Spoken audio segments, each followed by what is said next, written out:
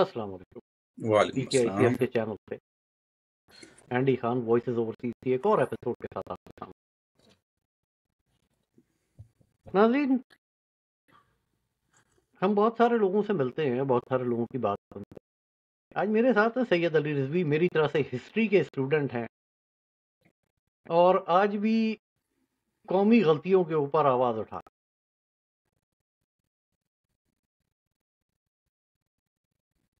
ہمارے معاشرے کا مسئلہ یہ ہے کہ ہماری عدم برداشت وہاں تک پہنچ چکی ہے کہ ہم اب کسی ناقد کی آواز سننا ہی نہیں چاہتے، مگر اگر تنقید نہ سنی جائے تو معاشرے کی اصلاح کبھی نہیں ہو۔ میں ایمان کی حد تک اس بات پہ یقین رکھتا ہوں کہ جو معاشرے تنقید سے پاک ہو جاتے ہیں وہ معاشرے اخلاقی طور پہ ختم ہو جاتا ہے۔ علی بھائی پروفیسر ہیں، اینٹی سوشل میڈیا ایکٹیوسٹ۔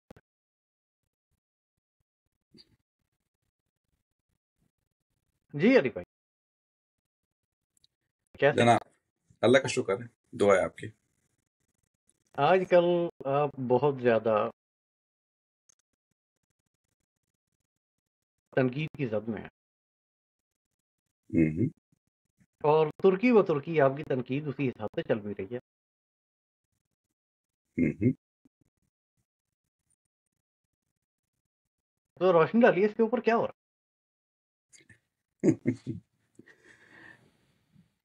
بھائی ہو کچھ بھی نہیں رہا، مسئلہ یہ ہے کہ میرا خیال ہے کہ اس کا بہت کچھ تعلق انسان کی شخصیت سے ہوتا ہے، اور اس کی شخصیت کیا ہوتی ہے، یہ اس میں اس کی بہت کچھ، اس کا خاندانی پس منظر، اس کی تعلیم، اور پھر اس کے پیشے کا دخل ہوتا ہے۔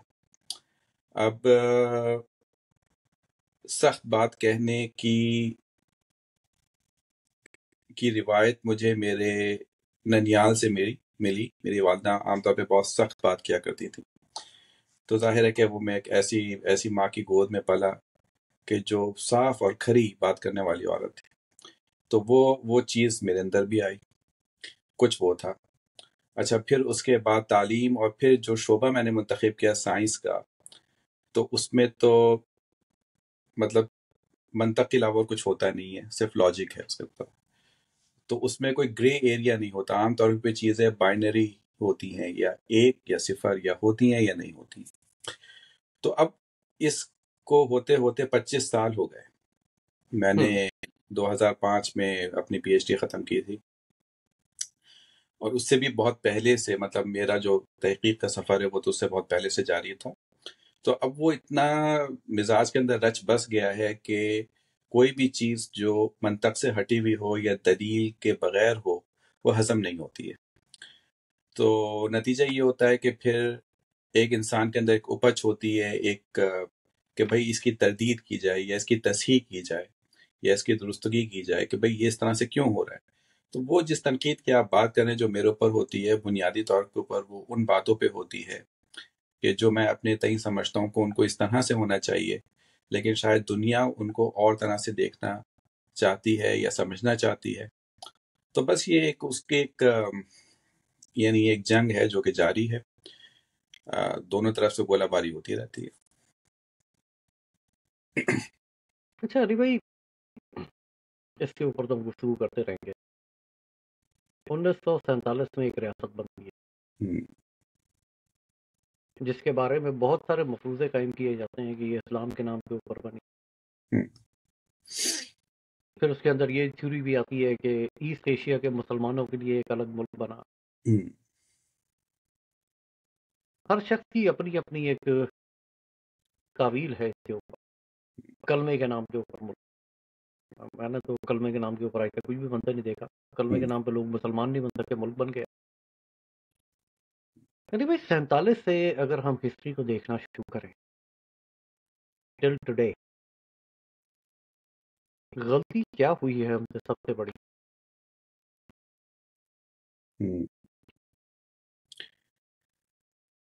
تیار نہیں تھے ہم، بس غلطی یہ ہوئی کہ تیار نہیں تھے۔ وہ جو ملک بنا وہ اسلام کے نام پہ، اب چونکہ ہمیں کچھ نہ کچھ تو اپنے لیے دیکھیں نا، جن کی کوئی تاریخ نہیں ہوتی ہے وہ پھر اپنی ایک نئی تاریخ لکھنا شروع کر دیتے ہیں تاکہ یہ کہ آگے ان کے بارے میں اس طرح سے پڑھا جانا جائے. تو ہم پاکستانیوں کی اپنی کوئی تاریخ تو ہے نہیں، جو تاریخ تھی وہ ہم اپنے پیچھے چھوڑ آئے. تو اب یہ تمام انہی باتوں کا تسلسل ہے کہ پاکستان اسلام کے نام کے اوپر بنا یا جس کے بھی نام کے اوپر بنا. پاکستان اسلام کے نام پہ میری رائے میں نہیں بنا، بلکہ پاکستان مسلمانوں کے حقوق کے نام پہ بنا تھا. اسلام اگر اسلام نہ بھی ہوتا تو بھی حقوق ہوتے، کسی بھی انسان کے حقوق ہوتے ہیں. تو یہ اصل میں حقوق کے نام کے اوپر بنا تھا. وہ اس وجہ سے کہ اس وقت ظاہر ہے کہ مسلمانوں کی ایک قلیل تعداد نے ہندوؤں کی کثیر تعداد کے اوپر 700 سال بلکہ 900 سال قریباً انہوں نے حکمرانی کی تھی. اب ان کو اس بات کا یہ خوف تھا کہ اگر انگریز چلا جاتا ہے تو لازمی طور کے اوپر یہاں پہ پارلیمانی جمہوریت رائج ہوگی، اور جمہوریت میں ہندوؤں کو بقدر جثہ، چونکہ ان کی تعداد زیادہ ہے، 2/3 سے زیادہ تھے وہ، تو اس کے مطابق ان کو حصہ ملے گا، اور اس میں ممکن ہے کہ مسلمانوں کو کے حقوق نظر انداز ہو جائیں. اچھا، پھر اس زمانے میں کچھ تحاریک بھی اس قسم کی چل رہی تھیں جو کہ قدرتی سا عمل تھا. وہ اس لیے کہ مسلمان اتنے عرصے تک ہندوستان پہ حاکم رہے تھے کہ ان کے خلاف ہندوؤں کی اکثریت میں نفرت کے جذبات ہونا یہ کوئی ناقابل فہم بات تو تھی نہیں. ظاہر ہے کہ اقلیت ان کو پر حکمران تھی.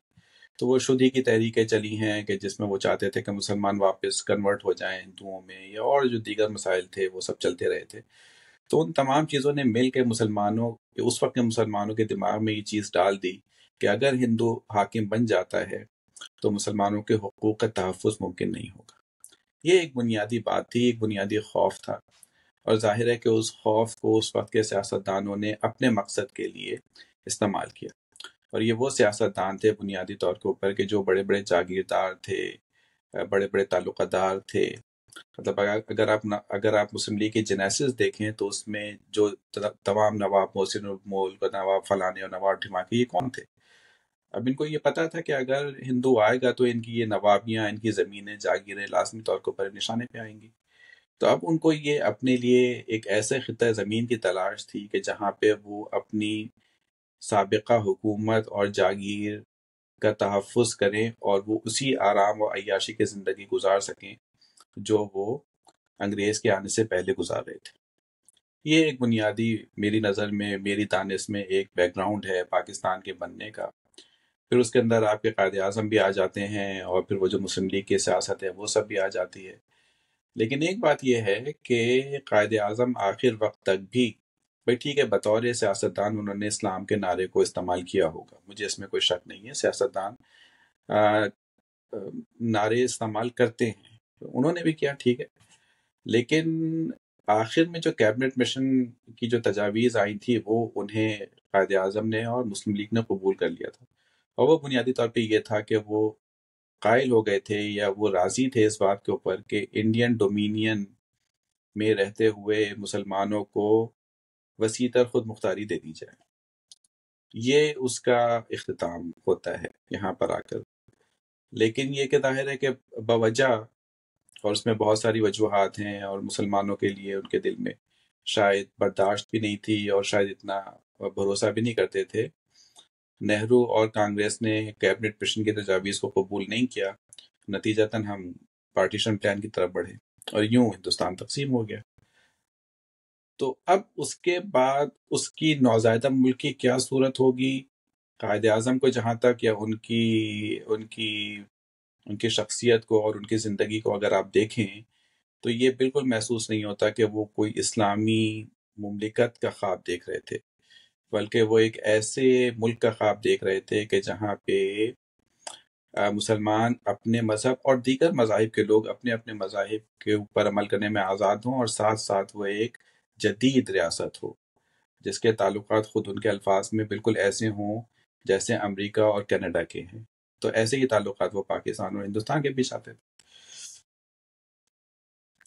تو یہ تو شاید ان کا نظریہ تھا، لیکن یہ کہ وقت نے ان کو مہلت نہیں دی، ان کو قتل کر دیا گیا.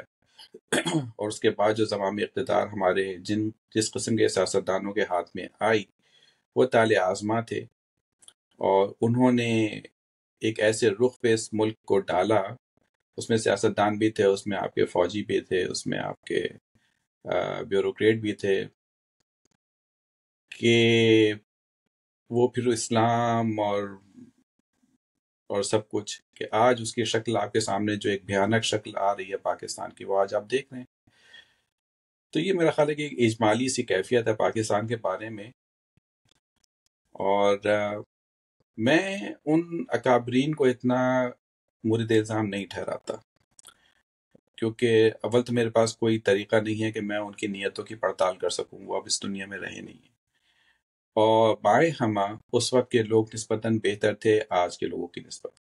تو میں یہ سمجھتا ہوں کہ اگر وہ زندہ رہتے تو شاید پاکستان کچھ بہتر شکل میں موجود ہوتا، اور اس کے ساتھ وہ کچھ نہ ہوتا جو آج ہم دیکھ رہے ہیں۔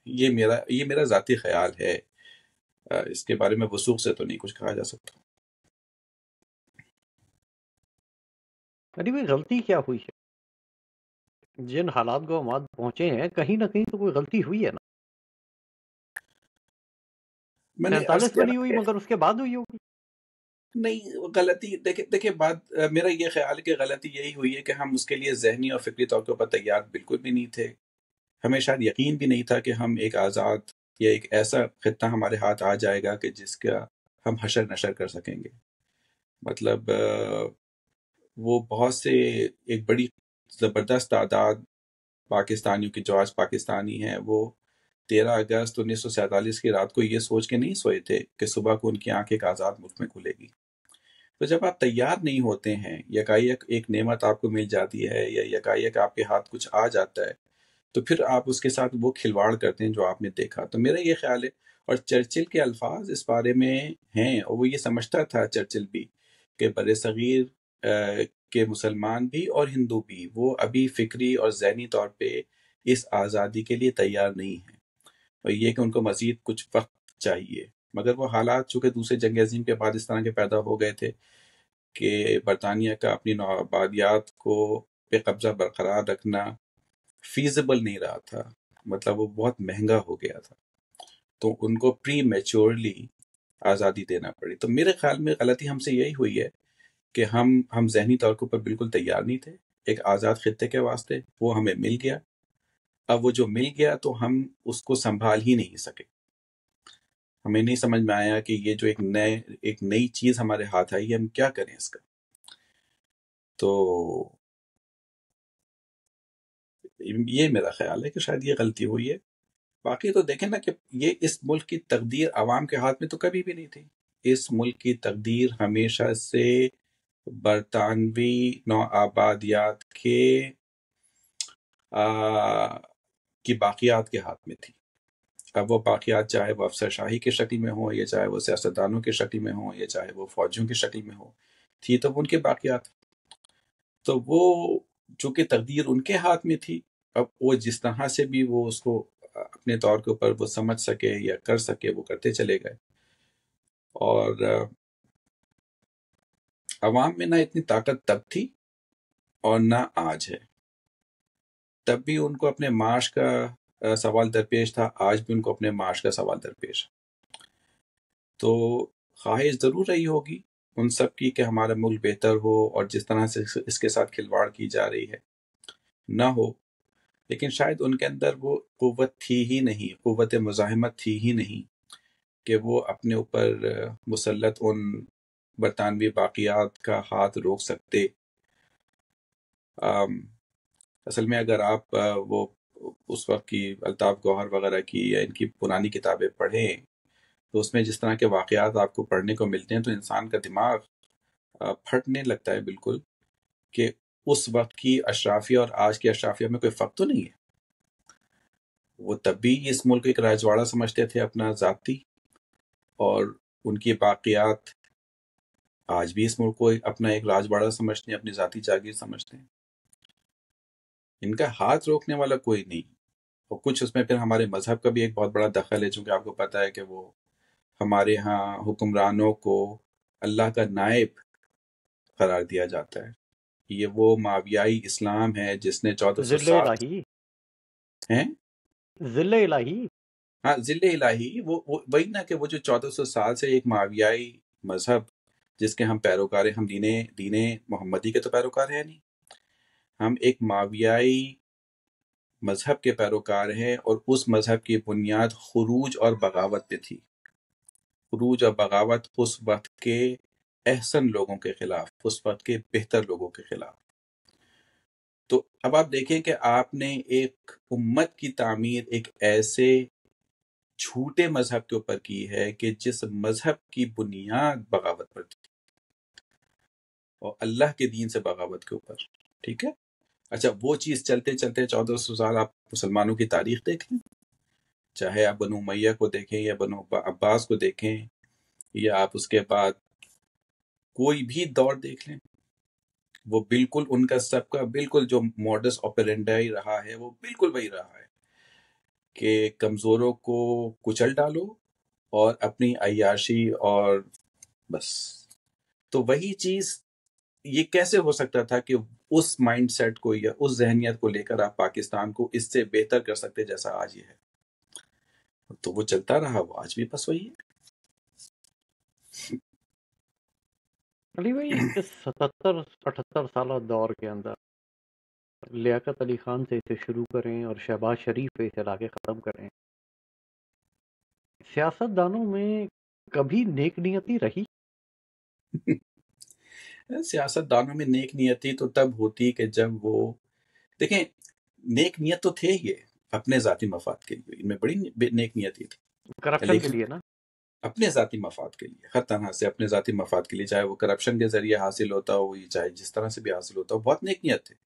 یہ نہیں آپ کہہ سکتے کہ ہمارے سیاستدان نیک نیت نہیں تھے، یہ آپ کہہ سکتے ہیں کہ البتہ ان کی نیک نیتی کے دائرے میں عوام کا کوئی تذکرہ نہیں تھا.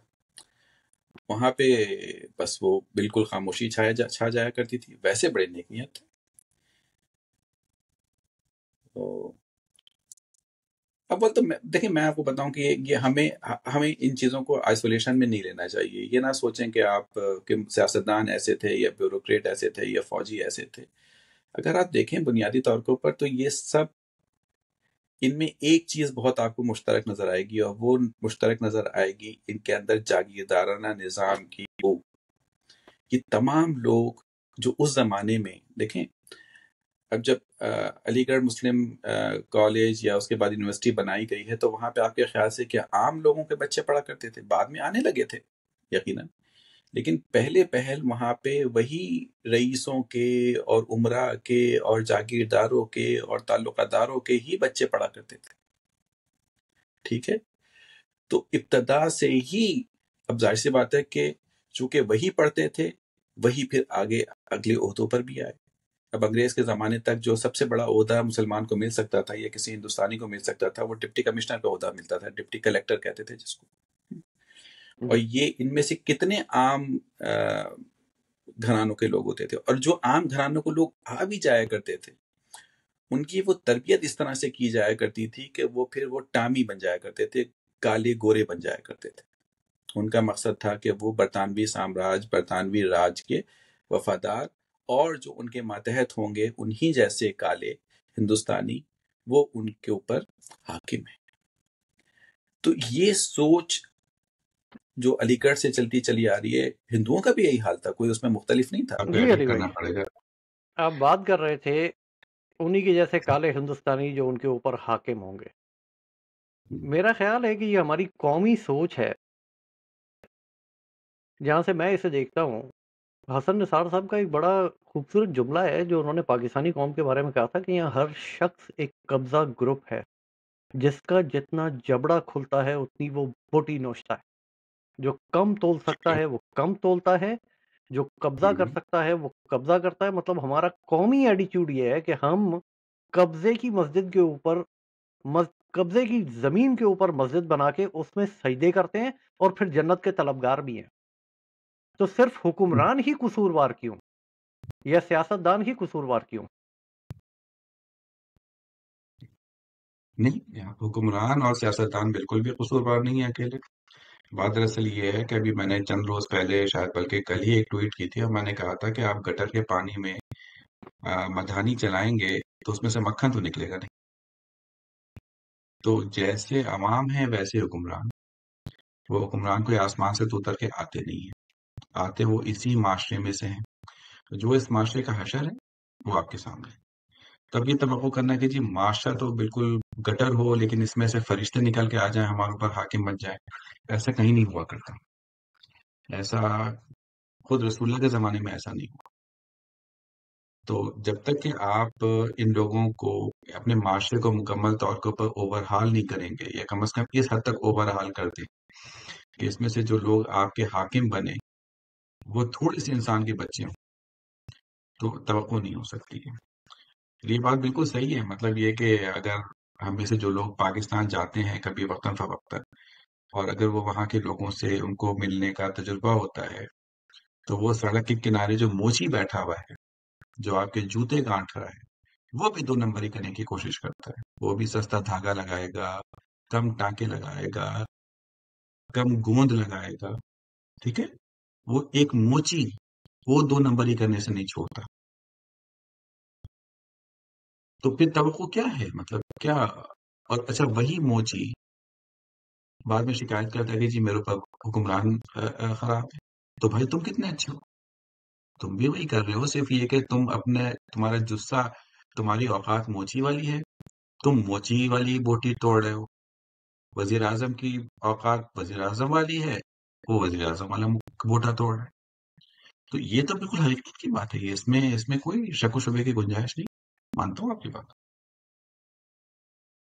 تو بھائی پھر سیاستدان تو معاشرے کا بائی پروڈکٹ ہے نا، تو ہمارا المیہ یہ ہے کہ ہم 78 سالوں میں ایک انسانی معاشرہ ڈیولپ کرنے میں ناکام رہے، بالکل بالکل اور ہم نے ایسے ایسے حیوان پیدا کیے ہیں جو اس ملک کی نوزائیدہ نسل کے مستقبل سے، اس کی غذا سے کھیل رہے ہیں۔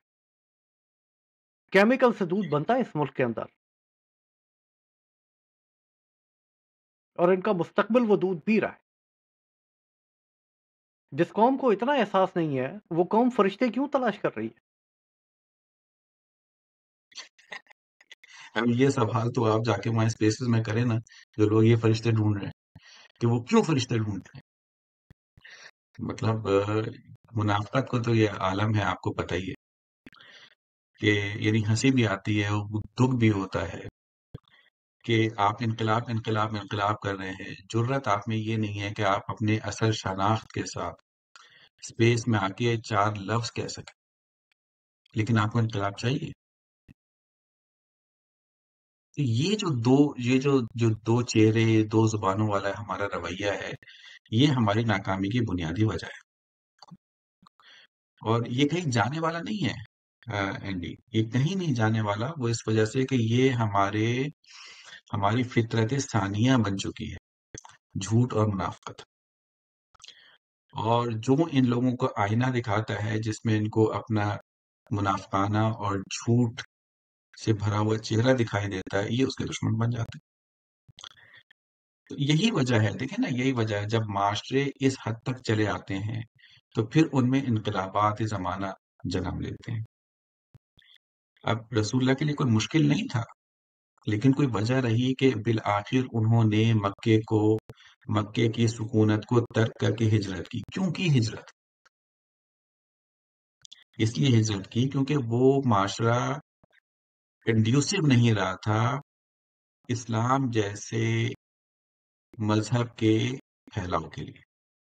12 سال رسول اللہ مکے میں رہے، فقط 125 مسلمان کر سکے، 125 12 سال میں۔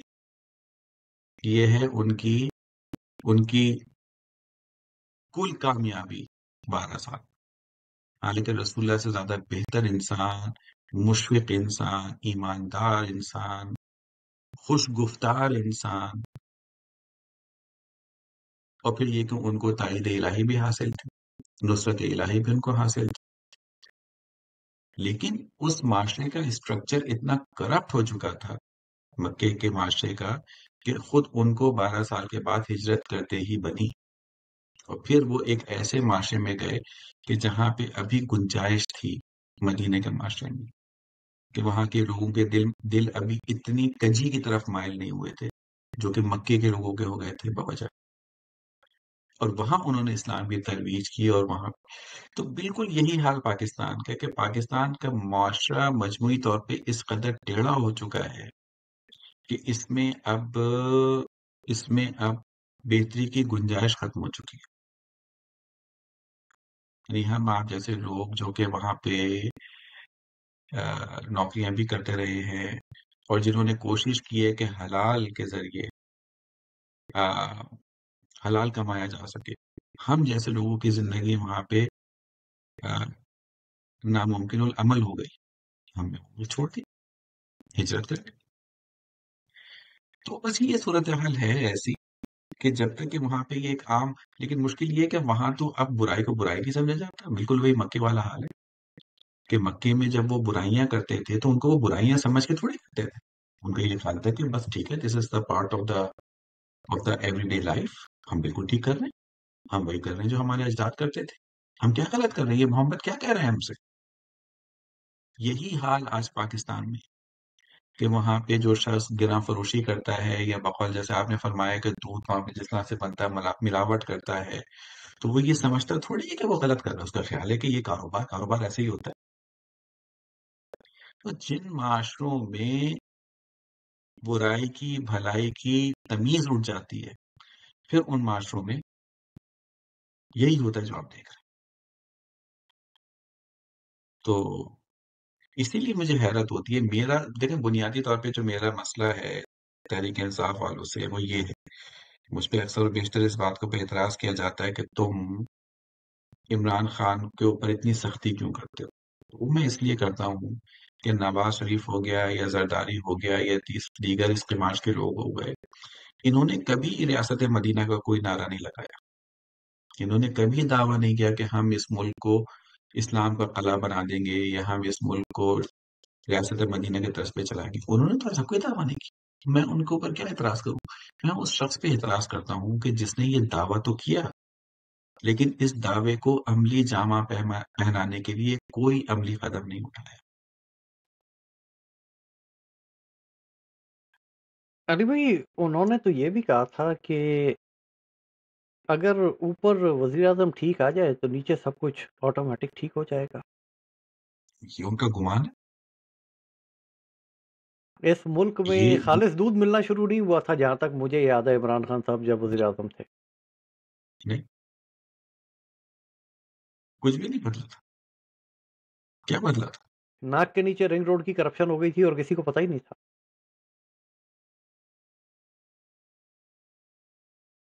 بھائی اب آپ دیکھیں نا، اب میرے الفاظ سخت ہوتے ہیں، لیکن وہ سخت اسی لیے ہوتے ہیں کیونکہ میں چاہتا ہوں کہ بعض اوقات نشتر کی چبھن انسان کو سوچنے پہ مجبور کرتی ہے. صرف انگلی کا دباؤ ڈالنا کافی نہیں ہوتا، بعض جگہ آپ کو نشتر کا استعمال کرنا پڑتا ہے. تو میں یہی بات کہتا ہوں کہ یہ جو سب، اب ریاست مدینہ عمران خان چلے تھے جہانگیر ترین اور علیم خان جیسے صحابہ کے ساتھ مل کے بنانے. اب جس نبی کے صحابی، اب یہاں پہ نبی سے مراد میری عمران خان کو میں نبی نہیں قرار دے رہا، لیکن میں یہ کہہ رہا ہوں کہ یہاں پہ اگر کوئی مصلح ہے، اور اگر اس مصلح کے صحابی کرپٹ، بدعنوان جہانگیر ترین اور علیم خان جیسے لوگ ہوں گے، آپ مجھے بتائیں کہ کیسی ریاست مدینہ بنے گی؟ یا فردوس عاشق آوان اور بڑی اس کے مارچ کے لوگ. بڑی معذرت کے ساتھ یہ کہنے جا رہا ہوں کہ نبی کے صحابی ہوتے ہوئے ان کے بعد جو چند صحابہ کا کردار رہا، نام کسی کا نہیں لے رہا میں، اور تاریخ کے جتنے اسٹوڈنٹس ہیں سارے جانتے ہیں کہ میں کس کی بات کر رہا ہوں. رحمت للعالمین کے سائے سے گزرنے کے باوجود اگر لوگ بگڑ سکتے ہیں تو یہ تو پھر وہ انسان ہے جو اپنی ذات میں مکمل بھی نہیں، مگر آج کہا جا رہا ہے کہ اسے رحمت اللہ علیہ کا کرو. اچھا، ویسے اب اگر آپ آ ہی گئے اس ٹاپک تک، تو ایک ٹرم آپ نے ایجاد کی ہے کچھ دن پہلے، بھگوان خان. جس کی وجہ سے آپ بہت زیادہ تنقید کی زد میں آئے. اس ٹرم کو ایجاد کرنے کی وجہ کیا بنی؟ اس سے اس پہلے ٹرم آپ کو انصافیوں ایجاد کو پجاری کہا کرتے تھے، اور وہاں تک تو مجھے یاد ہے، مگر یہ بھگوان خان ایجاد کرنے کی کیا ضرورت پڑی؟ جہاں پہ پجاری ہوں گے تو وہاں پہ بھگوان بھی ہوگا. تو میں جب پجاری تک پہنچا تو اس کے بعد میں نے یہ دیکھا کہ ان پجاریوں کا بھگوان کون ہے. کسی کو تو پوجا کر رہے ہوں گے نا. تو پتہ چلا کہ ان کا بھگوان عمران خان ہے. تو اب بات صرف یہ رہ گئی تھی کہ کیا عمران خان کو بھگوان خان کہا جائے یا نہ کہا جائے. تو بھائی میں نے سوچا کہ ٹھیک ہے، جہاں پہ پجاری ہیں وہاں پہ بھگوان. میں اس طرح کی بہت ساری تمثیلات اور استعمال کرتا رہا ہوں. مثال کے طور پہ میں نے ان کی اسپیسز کو خان کی پوجا کے مندر کہا، کیونکہ وہاں پہ فضائل عمران خان پہ گفتگو ہوتی ہے، گھنٹیاں بجتی ہیں، کیرتن ہوتے ہیں. تو میرے یہ ان تمام جو اصطلاحات ہیں، ان کو استعمال کرنے کا مقصد صرف ان لوگوں کو پرووک کرنا ہے، ان کو نشتر چبھانا ہے، کہ تاکہ ان کو احساس ہو کہ یہ غلط کر رہے ہیں. اللہ تعالیٰ کو سب سے زیادہ ناگوار چیز ہے کہ اس کی صفات میں کسی انسان کو یا کسی کو بھی اس کی مخلوقات میں سے کسی کو شریک کیا جائے. اللہ تعالیٰ کہتے ہیں کہ میں ہر گناہ معاف کر دوں گا لیکن شرک معاف نہیں کروں گا. اب آپ یہ دیکھیں کہ جب یہ بات کرتے ہیں کہ جی عمران خان باہر آ جائے گا تو سب ٹھیک ہو جائے گا، یہ کس بنیاد کے اوپر اتنا بڑا دعویٰ کرتے ہیں؟ عمران خان کون ہے؟ وہ جادو کی چھڑی تو میں نے بھی آج تک نہیں دیکھی، نہ اس میجیکل فارمولے کا مجھے پتا ہے کہ جس کے ذریعے خان صاحب سب کچھ ٹھیک کر دیں گے. مگر سنتا میں بھی یہی ہوں، سوال میں بھی کرتا ہوں، جواب آج تک کوئی نہیں آیا کہ ہاں. کوئی جواب نہیں ہے. ابھی وہ اس دن ایک اسپیس میں یہی بات ہو رہی تھی تو وہاں پہ ایک صاحب نے بیٹھ کے یہ کہا، انہوں نے کہا کہ چلیں ٹھیک ہے آپ لوگوں کو اعتراض ہوگا لیکن یہ سوال تو ہے. اور سوال میں نے یہ کیا تھا کہ عمران خان جیل سے باہر آ کے ایسا کیا کر لے گا جو وہ جیل جانے سے پہلے نہیں کر سکا. سوال ہے. بھائی اپریل 2022 میں عمران خان کی حکومت فارغ ہوئی، وہ فوراً جیل تو نہیں گیا تھا. نہیں، اس ایک سال میں جب تک کہ وہ جیل نہیں گیا تھا اس نے کیا اکھاڑ لیا؟ مجھے بتا دے، کوئی شخص ایک بتا دے. الیکشن نہیں لے سکے، 59 جلسے کیے، 59 جلسوں سے ایک الیکشن نہیں لے سکے، اور آج لوگوں کو لگ رہا ہے کہ ایک دو احتجاج کر کے خان صاحب باہر آ جائیں گے. باہر آ جائیں گے. ہر کال فائنل کال ہو جاتی ہے، سمجھ سے باہر ہے. علی بھائی ایک رویہ اور دیکھا ہے ہم نے ان لوگوں کا، اور یہ بڑا عجیب رویہ ہے. علی امیر گنڈا پور کے اوپر تنقید کر لو، بیرسٹر گوہر کے اوپر تنقید کر لو، افضل مرد کے اوپر تنقید کر لو، سب کے اوپر تنقید کرتے چلے جاؤ.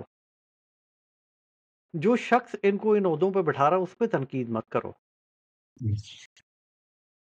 اچھا، ان سے اگر سوال کر دیا جائے کہ خان صاحب نے یہ کام کیوں کیا، خان صاحب نے وہ کام کیوں کیا، تو اس کا جواب آگے سے یہ ہوتا ہے کہ آپ خان صاحب سے زیادہ جانتے. اگر ان کو کہا جائے کہ خان صاحب فلانا کام کرنے جا رہے ہیں اور یہ غلط ہے، تو آگے سے جواب ملتا تھا کہ تم خان صاحب سے زیادہ جانتے ہو. مگر آج انہی خان صاحب کے لگائے ہوئے لوگوں کے اوپر، جو کہ یہ خود بھی خان صاحب سے زیادہ نہیں جانتے، مگر ان کے اوپر یہ تنقید کرنا ہے. ایک محترمہ تو یہاں تک چلی گئی کہ علی امین گنڈا پور کے گلے کے اوپر چھری پھیر دو. اندازہ لگائیے آپ ذرا،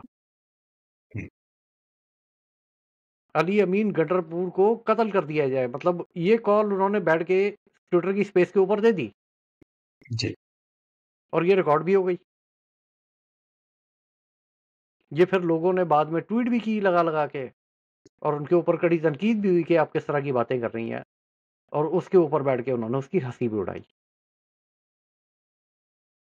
تو اسی علی امین گنڈا پور کو لایا کون تھا؟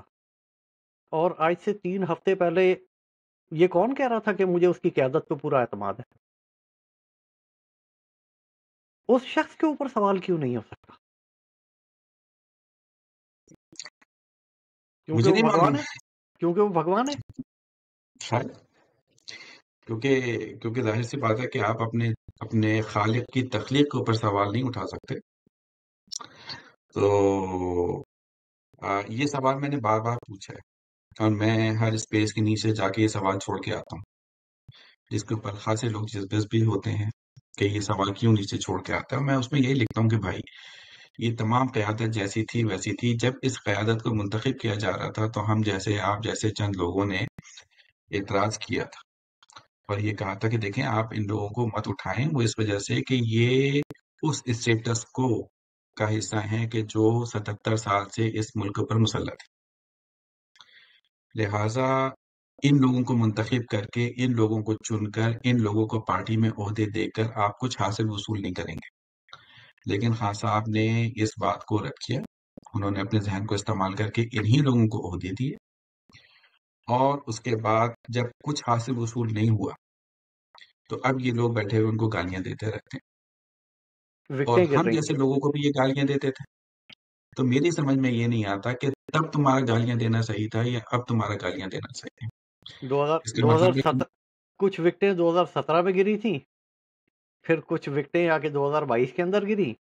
جو پرانی وکٹیں تھیں وہ ساری گر گئی، پھر نئی وکٹیں گر گئی، اور اب جو وکٹیں ہیں میرا خیال اس کو انصافی گرا کے چھوڑیں گے. تو مجھے تو علی بھائی کسی حد تک آپ کو نہیں لگتا کہ یہ جو اوورسیز ڈائسپورا بیٹھا ہوا ہے تحریک انصاف، یہ چاہتا ہی نہیں ہے کہ خان صاحب باہر آئیں؟ یار ان کی نیت کے بارے میں تشخیص کرنا بہت مشکل ہے، لیکن میں ایک بات جانتا ہوں کہ یہ پاکستان کے معروضی حقائق یا زمینی حقائق کے بارے میں کچھ نہیں جانتے. بنیادی بات یہ ہے دراصل. اب آپ ان میں سے بعض ایسے ہیں کہ جن کے آپ لہجے دیکھیں وہ انگریزی والے لہجے ہیں. اس کا مطلب ہے کہ وہ شاید پاکستان میں پیدا بھی نہیں ہوئے، یا اگر وہ پاکستان میں پیدا ہوئے تو بڑی کم عمری میں اپنے والدین کے ساتھ باہر کے ملکوں میں آ گئے تھے، اور جی باقی ان کی تمام زندگی یہاں پہ گزری ہے. اچھا، تو اس کا مطلب یہ ہے کہ یہ پاکستان کے زمینی حقائق سے بالکل لا علم ہے. پھر یہ کھاتے پیتے لوگ ہیں. ان لوگوں کی جو زندگی کو دیکھنے کی جو چشمے ہوتے ہیں نا، وہ آپ کے اور ایک عام آدمی کے چشموں سے مختلف ہوتے ہیں. انہیں ان حالات کا، ان معاملات کا احساس ہی نہیں جو کہ ایک عام پاکستانی پاکستان جیسے معاشرے میں رہ کر ان سے دو چار ہوتا ہے. تو یہ بالکل irrelevant لوگ ہیں، غیر متعلق لوگ ہیں. ان کو صرف اپنا وقت کاٹنا ہے، وہ چاہے کسی بھی طرح سے کاٹا جائے. وہ ابھی چند روز پہلے ایک ہمارے امجد بھائی ہیں، انہوں نے بڑی اچھی بات کی. میں ہنس ہنس کے بڑا اس کو میں محظوظ ہوا اس بات سے. فرمانے لگے کہ یہاں پہ جو خواتین، اور یہ زیادہ تر بڑی زائد المیعاد اور اچھی عمر کی خواتین ہیں، ان کی آواز کی کرختگی سے پتہ پڑتا ہے کہ اگر ان کے شوہروں کو بھی پی ٹی آئی میں عہدے دے دیے جائیں تو 2 ہفتے کے بعد ان کے خلاف بھی یہ اسپیسز کر رہی ہوں گی، کیونکہ جو یہ کوئی بعید چاہتی نہیں ہے، ہیں کوئی بعید نہیں ہے. وہ ہو نہیں سکتا. جو یہ چاہتی ہیں وہ ہو نہیں سکتا، لہٰذا یہ ان سے بھی استعفے مانگ لیں گے. تو اب آپ مجھے یہ بتائیے ایسے میں کیا ہو سکتا ہے؟ ٹھیک ہے نا. تو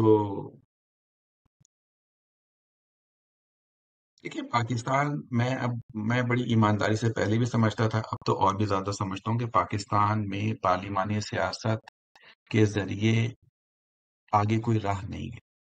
ٹھیک ہے، اور اس کی وجہ یہی ہے، جیسے میں نے عرض کیا کہ جیسے مکے میں تمام نظام یعنی ایک طرح سے برباد ہو چکا تھا، بالکل اسی طرح سے پاکستان میں نظام برباد ہو چکا. اس میں آپ 1 الیکشن کروائیں، 2 کروائیں، 200 کروائیں، ہر سال کروائیں، لیکن آپ آگے نہیں بڑھ سکتے. وہ اس لیے کہ وہی الیکشن کمیشن ہوگا، وہی آپ کی افسر شاہی ہوگی، وہی پولیس ہوگی، وہی فوج ہوگی، وہی بیوروکریسی ہوگی، وہی وہی صحافت سیاستدان ہوگی، ہوں گے، وہی سیاستدان اور ہوں گے. ظاہر ہے کہ سیاستدان بھی وہی ہوں گے. اب آپ اچھا اس میں علی جی جی بھائی، ایک طرف تو لوگ بیٹھے ہیں جو کہہ رہے ہیں خان کو رہا کرو، پھر وہ یہ کہہ رہے ہیں لوگوں کو پاکستان میں کہ باہر نکلو. پاکستان میں اس کے لیے نکلتا کوئی نہیں، اور جو ملک سے باہر بیٹھے ہوئے ہیں یہ سارے کے سارے صبح شام ایک ہی کام کیے جا رہے ہیں، عمران خان کو باہر نکالو، عمران خان کو باہر نکالو. یہ کوئی دو قومی نظریے جیسا نہیں نظر آتا آپ کو کہ ایک پاکستانی قوم کا نظریہ ہے، ایک اوورسیز پاکستانی قوم کا نظریہ ہے؟ بالکل بالکل. یہ اس کی وجہ یہ ہے نا کہ جو پاکستان میں لوگ بیٹھے ہوئے ہیں وہ اور طرح کے حالات سے دو چار ہیں. ان کے سامنے ان کی روزی روٹی، ان کے بچوں کا مستقبل، ان کے بچوں کی تعلیم، ان کے سامنے سوالات اور قسم کے ہیں. ان کے سامنے جو پرچہ رکھا ہوا ہے نا سوالوں کا، اس پرچے میں سوال اور ہے. اس کے مقابلے میں جو یہاں مغرب میں جو ہم جیسے لوگ موجود ہیں، ہمارے سامنے جو پرچہ رکھا ہوا ہے سوالات کا، اس کے سوال ہی دوسرے۔ مسئلہ سب سے بڑا یہ ہے، یہاں پہ مجھے اور آپ کو یہ خوف نہیں ہے کہ کل ہمیں کوئی اٹھا کے لے جائے گا، یا کل میرے بچے کی فیس نہیں ادا ہوگی، یا یہ کہ کیونکہ یہ وہ معاملات ہیں کہ جن کو ریاست نے اپنے ہاتھ میں لیا ہوا ہے، آپ سمجھتے ہیں اس بات کو۔ لیکن پاکستان میں ایسا کچھ نہیں ہے۔ تو جب آپ کے سامنے پرچہ ہی مختلف ہے تو آپ کا ظاہر سی بات ہے آپ میچ نہیں کر رہے نا۔ تو یہ جو لوگ صبح شام بیٹھ کے پاکستان میں بیٹھے ہوئے لوگوں کو ملائن کرتے ہیں، کیا یہ اس چیز سے ناواقف تو نہیں ہے؟ ان کے تو سب کے رشتہ دار وہیں بیٹھے ہوئے ہیں، دے آل نو۔ ان کے بیشتر رشتہ دار بھی انہی جیسے ہیں، اور جو ان کے غریب رشتہ دار ہیں ان کو منہ نہیں لگاتے۔ آپ کا کیا خیال ہے کہ یہ فون کے اوپر جو گفتگو کرتے ہوں گے یہ ان غریب رشتہ داروں سے گفتگو کرتے ہوں گے کہ جو وہاں پہ پس رہے ہیں؟ ایسا ہوتا ہے؟ کسی حد تک آپ کی بات صحیح ہے۔ یا جو ان کے دوست احباب ہوں گے، آپ کا کیا خیال ہے کہ یہ ان دوست احباب کو فون کرتے ہوں گے جو کہ وہاں پہ پس رہے ہیں، یا ان دوست احباب کو فون کرتے ہوں گے جو انہی کے سوشل اسٹیٹس سے بلانگ کرتے ہیں؟ نہیں نہیں بھائی، ان کو چھوڑ کے ایک اور سیاسی جماعت ہے، آپ نے کافی عرصے انہیں بھی اسٹڈی کیا۔ ایم کیو ایم کے فیلیئرس کی کیا وجوہات تھی؟ لیکن ایم کیو ایم کا تو وہ تو نان اسٹارٹر تھا، بالکل M Q M non starter تھا۔ اس کی وجہ یہ تھی کہ پاکستان میں ایم کیو ایم جن لوگوں کی جماعت تھی، اب تو میں اس کو ٹھیک کہوں گا، میں اس کو ہے نہیں کہتا، وہ جن لوگوں کی جماعت تھی ان لوگوں کے پاس زمین نہیں تھی، وہ بے زمین لوگ تھے۔ پاکستان کی سیاست میں یا پاکستان کی معاشرت میں ایک بے زمین شخص کی کوئی حیثیت نہیں، وہ ایک نان اسٹارٹر تھا۔ اور اس بات کا احساس غالباً ان کو 1965 کے صدارتی انتخابات میں ہو گیا تھا، جب ان کے اوپر ایوب خان کے بیٹے نے، گوہر نے، اپنے غنڈے چھوڑے تھے۔ لیکن جی انہوں نے اس وقت یہ فیصلہ کیا کہ وہ اس بات کو نہیں سمجھنا چاہتے۔ ٹھیک ہے، وہ نہیں سمجھے وہ۔ دوسرا، ان کو اس بات کا احساس ہوا تھا 1971 میں، 5 سال گزرنے کے بعد، جب بہاریوں نے، جو کہ اردو بولنے والے بہاری صوبے سے بنگال میں گئے تھے اور فوج کے کہنے کے اوپر فوج کی مدد کی تھی بنگالیوں کے خلاف، جس کا جواب پاکستان کی فوج نے اور مقتدر نے یوں دیا تھا کہ وہ جو 5 لاکھ بہاری بنگال میں پھنسے رہ گئے تھے مشرقی پاکستان کا بنگلہ دیش بننے کے بعد، انہیں کبھی پاکستان میں قبول نہیں کیا گیا۔ یہ حیثیت تھی ان اردو بولنے والے مہاجرین کی قائد اعظم کے پاکستان میں۔ اب جو عقلمند اردو بولنے والے مہاجر تھے وہ یہ جانتے تھے کہ ان کی کوئی حیثیت نہیں ہے، کیونکہ وہ بے زمین لوگ ہیں۔ They are not the son of the soil، فرزند زمین۔ پاکستان میں سیاست کرنے کے لیے اور وائبل سیاست کرنے کے لیے آپ کا فرزند زمین ہونا ضروری ہے۔ تو ایم کیو ایم، مجھے یہ نہیں سمجھ میں آتا کہ الطاف حسین نے کیا سوچ کے ایم کیو ایم بنائی تھی۔ نہیں، انہوں نے تو بنائی تھی، ایک انہوں نے تو وہ بنائی ایک تھی۔ ریئیکشن تھا۔ چلیں فرض کر لیں کہ اگر جس طرح سے کہا جاتا ہے کہ وہ اے پی ایم ایس او بنائی تھی انہوں نے، اس کے بعد وہ پاکستان سے چلے گئے تھے ہاں، یونیورسٹی کے سے فارغ البال ہونے کے بعد۔ تو ایم کیو ایم کا تو جو پہلا اجلاس ہوا جس کی صدارت جو ہے وہ عظیم احمد طارق نے کی تھی لالو کھیت کے اندر، جس دن وہ اجلاس ہو رہا تھا تو الطاف حسین صاحب تو شکاگو کے اندر موجود تھے اس وقت۔ ٹھیک ہے، وہ یوں کہا جا سکتا ہے اس کی داغ بیل، ظاہر سی بات ہے کہ اے پی ایم ایس اوز کی جو منطقی نشو نما ہوئی، وہ بہرحال ظاہر ہے کہ وہ ایم کیو ایم کی شکل میں آئے۔ تو اس لحاظ سے آپ ان کو ایم کیو ایم کا بانی کہہ سکتے ہیں، بات باقی آپ کی ٹھیک ہے، لیکن اس کا کوئی حاصل وصول نہیں تھا، اس کا کوئی حاصل وصول نہیں تھا پاکستان کی سیاست میں۔ اس نے مہاجروں کو میری رائے میں بہت نقصان پہنچایا ہے، اور ان کے اوپر ایک لیبل لگا دیا ملک دشمن ہونے کا، اور ایک ایسا لیبل لگایا کہ آج بھی ہر مہاجر اس کی صفائیاں دیتا پھرتا ہے۔ یعنی آپ دیکھیں نا رویہ ہمارے اسپیسز میں کیا ہے کہ جب کسی کے لیے آپ کے اوپر کرنے کو کوئی اعتراض نہیں بچتا ہے تو وہ کہتا ہے کہ آپ ایم کیو ایم کے، یعنی ایک ایسی گالی ہے، یہ ایک ایسا ایسی تہمت آپ پہ چسپاں ہو گئی ہے مہاجروں کے اوپر کہ یہ آخر میں کہا جاتا ہے کہ تم تو MQM کے دہشت گرد ہو. تو یہ ہم بھی اکثر و مجھے نہیں بیشتر سمجھ میں سنتے رہتے ہیں. جتنی ہاں صاف تو اردو مجھے میں بول لیتا ہوں، بہت سارے لوگ مجھے بھی MQM کو ہی سمجھتے ہیں. تو مجھے نہیں سمجھ میں آتا کہ الطاف حسین نے وہ کر کے کیا حاصل کیا تھا. لیکن میں آپ کو ایک بات بتا دوں کہ بہت ہم تو خیر چھوٹے تو زمانے میں جب 80 کی دہائی کی بات ہے یہ، لیکن بہت بچپن یعنی اس لڑکپن کے زمانے میں یہ بات اکثر سوچا کرتا تھا. بلکہ میں اپنے جو کراچی کے، کیونکہ میرا تعلق تو کوئٹہ سے ہے، لیکن میں جب ان سے یہ کہتا تھا، میں کہتا تھا یار یہ MQM ان کا اتنا شہرا ہے، اتنا ان کا زور ہے، یہ کراچی میں لاقانونیت کے خلاف کیوں نہیں کچھ کر سکتے؟ یہ کراچی میں گراں فروشی کے خلاف، یعنی وہ چیزیں جو کہ کسی ایک عام مہاجر کو یا کسی عام کراچی والے کو یا شہری سندھ کے شخص کو فائدہ پہنچا سکتی ہیں، یہ MQM والے علی وہاں بھائی، پہ وہ اپنا حصہ کیوں نہیں ڈالتے؟ پارلیمانی سیاست میں آ کے، جہاں تک دبئی آئی سی، پارلیمانی سیاست میں آنے کے بعد وہ پھر اسی نظام کا حصہ بن کے رہ گئے. بس وہ ایک مصرع ہے نا کہ شریک جرم نہ ہوتے تو مخبری کرتے. شریک جرم ہو گئے. شریک جرم ہو گئے. بالکل درست. بالکل اسی طرح سے جس طرح تحریک انصاف، جو کہ بہت سارے نعرے لگا کے آئی، نام کے اندر ہی انصاف تھا مگر اس کے دور میں بھی کسی کو انصاف نہ مل سکا، وہ اس نظام کا حصہ بن کے شریک جرم ہو گئے.